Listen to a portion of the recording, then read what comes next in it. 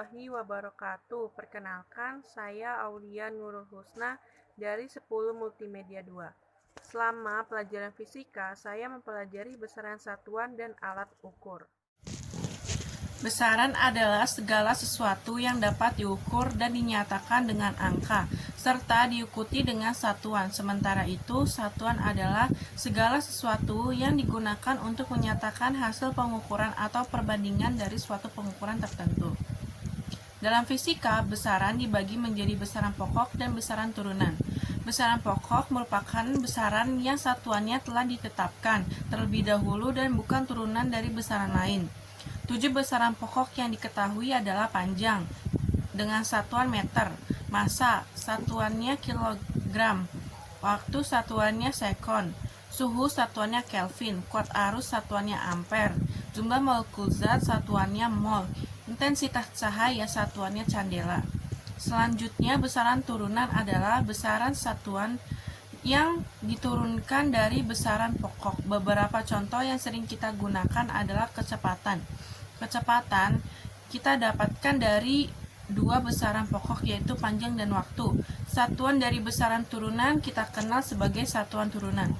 Besaran turunan 1 kecepatan satuannya meter per sekon, daya satuannya watt, energi satuannya joule, tekanan satuannya pascal, muatan listrik satuannya coulomb.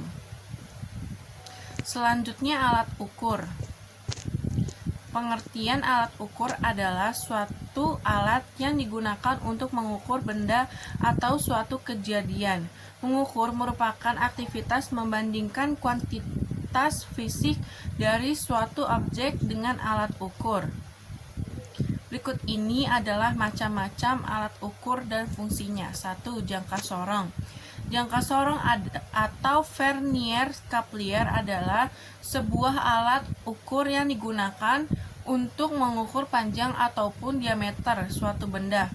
Jangka sorong memiliki ketelitian hingga 0,01 mm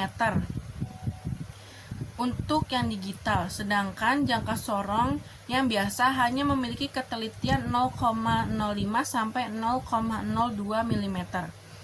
Pada jangka sorong terdapat dua satuan, yaitu milimeter dan inci. Dalam dua teknik, jangka sorong bisa digunakan untuk mengukur panjang benda, untuk mengukur diameter benda, untuk mengukur kedalaman lubang. Yang kedua, mikrometer skrup. Tidak jauh berbeda dengan jangka sorong, mikrometer juga digunakan untuk mengukur panjang suatu benda atau ketebalan suatu benda. Mikrometer memiliki tingkat ketelitian yang tinggi. Ketelitian yang dapat dicapai mikrometer adalah sebesar 0,1 mm. Terima kasih. Wassalamualaikum warahmatullahi wabarakatuh.